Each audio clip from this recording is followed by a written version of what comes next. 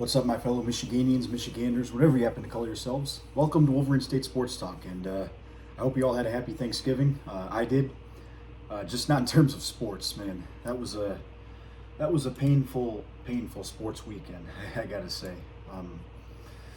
Just with the Lions losing on Thursday, I'm gonna make a video about them. I think a lot of people know what I have to say about them. Very disappointed, but with Michigan, I wasn't very disappointed after the game. I went to the game.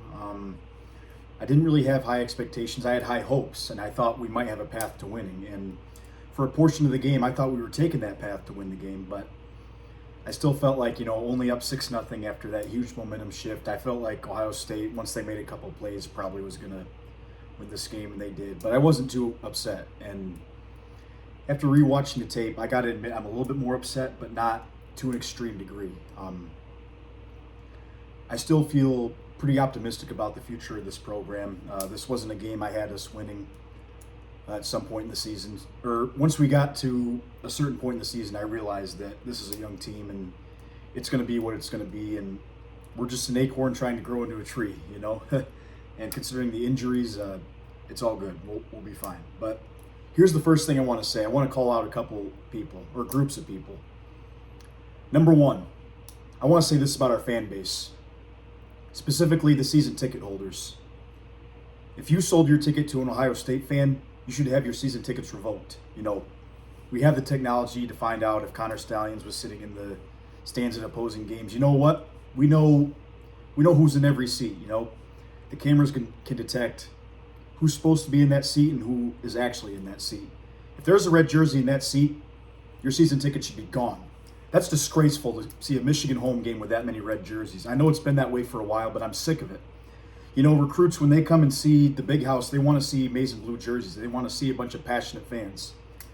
And then you look at the horseshoe. There's no blue jerseys in there when Michigan's playing Ohio State, even when Michigan is 11-0. So we want our fan base to look as good as possible. The recruits come for this big, huge game. The biggest game in college football, and you guys don't want to go. That's shameful.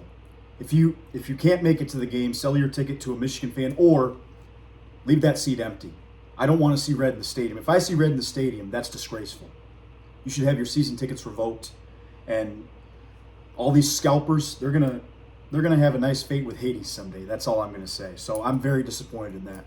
Second thing, I want to talk about Ernest Hausmann. So here's the thing. I try to be pretty understanding with mental health issues and things like that. So I don't really know what the guy is going through. But I feel like I'm owed at least an explanation as a customer, right? As a fan. Because us fans are now spending a lot of money to watch this team. I mean, these players, not only are they getting scholarships, but they're getting money to play. A lot of people, millions of dollars. I'd imagine Hausmann is making decent money. And I don't think Hausmann's a bad guy, but the only thing I have to go off of is a post off of X. And if it's what I think it is, that's disgusting. Like, you let your teammates down, you let everybody down. And point being is this program has given you a great opportunity to make a better life for yourself, to live a dream that I dreamed of having, To live a dream of wearing a winged helmet. That's something kids all around this state want to do. And you got the chance to do it, and you're going to just not do it just because, I don't feel like it. That's not good enough. This mission trip, it could have waited a couple weeks. Instead, you put your teammates in a terrible situation. If this was high school football and you weren't a serious player, it'd be a little bit different. But now that you're a paid employee, we at least need to hear something. And you can cite personal reasons. If you say, I don't want to do this because personal reasons, then that's totally fine. But instead of just saying, I'm going on this trip, to Uganda, which I get his family is from there. If someone in his family is sick, that's totally different. You can say personal reasons, I don't want to share. That's totally fine. That's cool. But instead, just saying, I got to go on this spiritual journey. It's like that's BS. That's crap. And we missed him on Saturday. We really did. As much as I love Sully, I thought he had a pretty poor game when I rewatched the tape. He just got caught up in the wash, was blitzing the hole way too early instead of waiting for the running back to come to him, often out of position covering the running back. I mean, it's not just him, obviously. Roller had a great game. I thought Roller was awesome. But point being is we needed every single edge we could get in that game, and not having Hausmann was a killer. So I'm just going to say that. All right, so enough of that. About this game overall, my initial take was the better team won, and I still stand by that. But it's not quite that simple, actually. My first thought was, all right, well, nobody's getting open downfield, so Bryce is just checking it down or running, and it's unfortunate, but that's the way it is when these cornerbacks are sticky. But rewatching the tape, Bryce left a lot of yards on the table. And look, he's a true freshman, and he probably should have redshirted this season. I want to shout out to Steve Dace and Michigan Podcast for mentioning that. When I heard that, I'm like, you're definitely right. And after watching the tape, I saw several times guys were open downfield, whether it was McCauley on a streak route, Marsh on a post route. Too many times, like, we get guys open, but Bryce doesn't like that his first read isn't open, so he either checks the ball down or he runs out instead of staying, in the pocket with this position. Like Sayin does a really good job. He doesn't really look to run. Sayin kind of just steps up in the pocket, steps away from pressure, delivers a throw. Whereas with Underwood, it's just takes a snap and then either runs or goes to his check down instead of letting the routes develop. And oftentimes his check down isn't even that open. And then the one time that Bryce doesn't go to his check down is when the check down is wide open. I'm talking about when Marshall was open on that 1st and 10, and Underwood threw a near interception to Sonny Styles when he was covering Marlon Klein. Point being is, I don't really think Chip's scheme is the problem. I actually like Chip's scheme. I think the run game is very good. I mean, considering how good this front was, and they pretty much knew we were going to run it every play. We still did a decent job there, and we didn't even have our top two backs. We had Marshall for a quarter and didn't have Haynes. So I still feel confident in this run game going forward, especially since I think the offensive line will take a step forward next year, and the year after that it could be by far the best in college football. So I get the frustration with the offense. It feels like Bryce hasn't gotten better, but trust me, progress is not always linear, and I have seen progress. This was going to be a really tall task, let's be clear, and he wasn't quite up for it yet. I think the only way that a true freshman really looks great in college football is if he has an amazing supporting cast. And while I like some of the players on Michigan's offense, I still think that he needs more from his supporting cast. I trust that Sherrone's going to address this next offseason. Same with Chip. They're going to dig into the portal, which, by the way, they have an early start at. I'll get to that later. But that's one positive lining from this game, is that Michigan gets a head start on the transfer portal. It's almost like when you lose in the NFL, you get the top draft picks. That's pretty much what this is, In a way, that's kind of like the way the NFL draft works. So that's good. But, no. Let's just see what happens with Bryce next season. I still have faith in Bryce. I think he had an uneven freshman year, but still a lot more encouraging than a lot of freshmen. I know the expectations were high, but point being is this game, Chip's scheme wasn't the problem. It was that Bryce wasn't making the throws downfield. It seemed like Ohio State's defense got in his head. Maybe the defenses from earlier in the season got in his head because our pass protection has been suboptimal, to say the least. But I expected our offense to struggle a little bit, especially since we didn't have Marshall and Haynes. Especially without Marshall, I thought once I saw Marshall come out of the game, I thought the game was over. And let's be clear, it pretty much was. Even though I think we could have hung around a little bit longer. The other side of the ball, I don't have quite as much optimism. Very frustrated. Because after the bowl game last year against Alabama, I thought this was going to be a top unit. And instead, the defensive line was atrocious. It was absolutely miserable this season in terms of creating pressure. They were okay against the run this season, but then in this game, against a team that hasn't really ran the ball all season, all of a sudden they're just bulldozing us. One guy I got to call out, Trey Pierce on film, had a horrible game. He had one nice play on that 2nd and 1 where it was 3rd and 4. I'll get to that in a second. But overall, I think the biggest problem with this defense was the defensive line wasn't up to the task. And you got to look at guys like the defensive line coach Lou Esposito, and then you got to think about making some changes. It's just Derek Moore was the only guy that could rush the passer. TJ Guy, I don't know what happened to him this season. He was a massive disappointment. And now Ada, I need more from him. Not enough wins up front. That's the thing. Just not enough wins up front. Not enough block sheds and getting in the backfield. It's a lot of just, oh, we're going to stay engaged. Maybe get a stalemate at the line of scrimmage. But oftentimes it's one or two guys get blown back. And then all of a sudden there's a big hole wide open. And obviously not having Hausmann to fill those holes hurt. But, the defensive line, it just wasn't good enough this year. They didn't get in the backfield. And I think we only had one tackle for loss in this entire game. I think I was talking to my stepdad about that, watching this game. I'm like, it doesn't feel like we get in the backfield at all on this defense. And a lot of that is due to the defensive line just not winning up front. You got to have more than one tackle for loss. Like even Ohio State, even though they were getting run on a little bit, eventually they had one tackle for loss that ruined the drive. You just got to be able to do that just to disrupt them. Like there's no reason Ohio State should have ran the ball like they did against us. I thought we'd be a much stronger front seven than that. And Ohio State's offensive line in terms of run blocking hadn't shown anything like that all season. If Ohio State's run blocking is like that, they're going to win the national championship. That was their one big weakness. But I'm very impressed with Bo Jackson. I think he's going to be a stud for the next few years. Him and Marshall will probably run the Big Ten. I think those are the two best backs in the coming future. I have a lot of respect for Lamar Bo Jackson, as they like to call him. So talk about the defensive line. Talking about Wink Martindale, I think that was his last game at the Big House. I don't think he's been atrocious as a defensive coordinator. I always kind of viewed him as a placeholder, someone who knew the Ravens scheme. But my opinion is that they've been grooming Lamar Morgan, a defensive assistant, to take this role in the coming future. I have a feeling next year might be his opportunity. I just see too many ineffective blitzes that either leave us susceptible to the run, like one linebacker's away from the run, or just leaves the middle of the field wide open for an easy completion. I mean, we made life really easy on opposing offenses this year.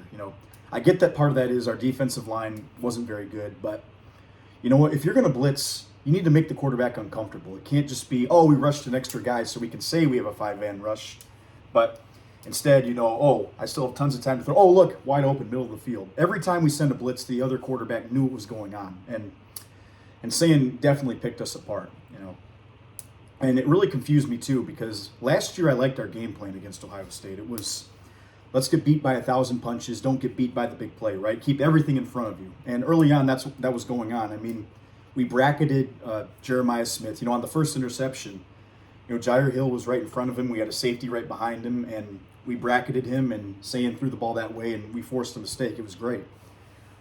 I thought maybe after some 5- and 6-yard completions, I was like, all right, we can afford to keep giving it up. Just when they get to the red zone, just play tough, play stymie. Don't blitz, drop everybody in coverage.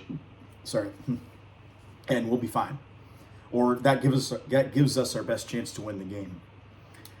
But instead, this year, it didn't seem like that was the case. On that 4th and 5, I don't get how. I mean, Jeremiah Smith is great. I'm not taking anything away from him, but you got to understand what you're dealing with. I mean, Zeke Berry. All you got to do is keep him in front of you. Even if they get the first down, so be it. They still have to score a touchdown. Instead, by biting on the slant pattern, which, by the way, you had help in the middle with T.J. Metcalf, dropping back in zone. By getting beat by that, it's a touchdown, and that's a huge momentum swing. I know that he fumbled the ball. I'm fine with that being called a touchdown. That was such a close play, and it wasn't anything that we forced, so it is what it is. But point being is the scheme was just inconsistent. Then, I'm trying to remember where it was. Oh, it was 10-9 right before halftime. And it's 3rd and 4 from like the 6-yard line. And I'm thinking, all right, we can hold them to 3. We're going to drop everybody towards the goal line, make it really hard for them to score. That's cool. I don't know what the heck you're doing, dropping both your safeties back towards the back end of the end zone. You just leave the middle of the field wide open. Ohio State runs a pick play, easy touchdown in the middle. And Rolder didn't make any sense because he's covering the running back, but the running back is pass protecting, so you're not blitzing. You're not really part of the play. Your safeties are in the back of the end zone for no reason. I mean, you should be playing towards the goal line. That's where the windows get very small. And all of a sudden, boom, wide open touchdown. Instead of it being, it would have been 13-9, and you're feeling pretty good about yourself. It's 17-9, and they get the ball to start the half. That was devastating. So I I just feel like we could do better than Wink, and I feel like maybe Lamar Morgan could be that guy. Um, I think him, Lou Esposito, both of those guys might be on their way out. We'll see. I just have a gut feeling that Sherrone's going to make those changes. Last thing I want to say is special teams. What a disaster. Especially the punter, Hollenbeck. That was one of the worst punts I've ever seen. We got to do better there. I don't need to say a whole lot about that, but I really think the game officially ended with that 10-yard punt. So, because Ohio State didn't have any pressure on their side, all of a sudden they just need to get about 20 yards and they can kick a field goal, take a 2-score lead. And Michigan probably need to take more chances, so that's when they called more exotic defensive looks, and all of a sudden Carnell Tate's wide open in the end zone. Just another secondary breakdown. It sounds like if you can't gather by my tone, I'm much more frustrated with the defense this season than the offense. I thought the offense was going to be a work in progress, and that was the case. It's going to probably take another whole off season plus maybe a couple more games for this offense to really look the part. And there were times they did this year.